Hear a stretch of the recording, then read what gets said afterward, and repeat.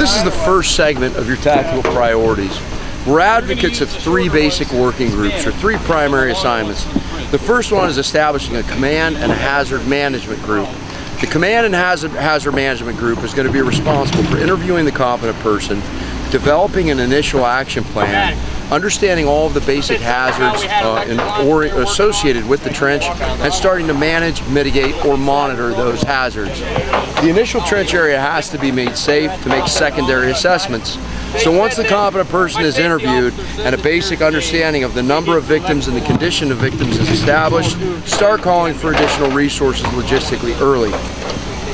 We want to initiate the general area being made safe through ground padding and bridging. When establishing your bridging, refer to our video segment on the layout template so that you're formulating a good guide or a good template setup for straight, clean, and neat panels. Ensure that your bridge points are on the ground pads and that everything is elevated away from the trench so that you're not creating any pinpoint load zones around the lip of the trench. Make sure that you assess your soil pile.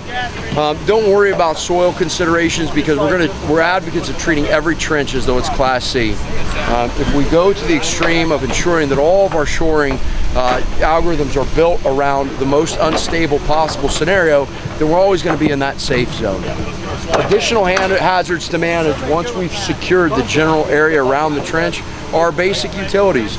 So ensure that it has been oopsed or that it's been gridded out, that you don't have any live electric lines, that you don't have any other utility concerns, gas or water. If you do have any other utility concerns, address those with the 3 M's again. If you have unsupported utility runs, piping running through the trench perpendicular, ensure that you capture that with ratchet straps or rigging slings and bridging material spanning the top surface of the trench. Do a quick evaluation once you can approach the interior of the trench to find out whether your victims are buried, whether they're viable, and continue to develop your action plan based on rescue versus recovery. Ensure that as you develop your system or your thought process for panel sets and shoring material, that it's not just short term. You want to have a long-term objective. Are you going to have to develop interior whalers out to exterior whalers? Are you going to have to use low pressure airbags? Are you going to have to lift any loads within the trench?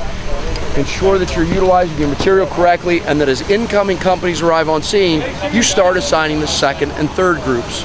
The second and third working groups, number 2, is going to be your support group. Number 3 is going to be your rescue and entry group. And we'll talk about those in just a moment when we develop.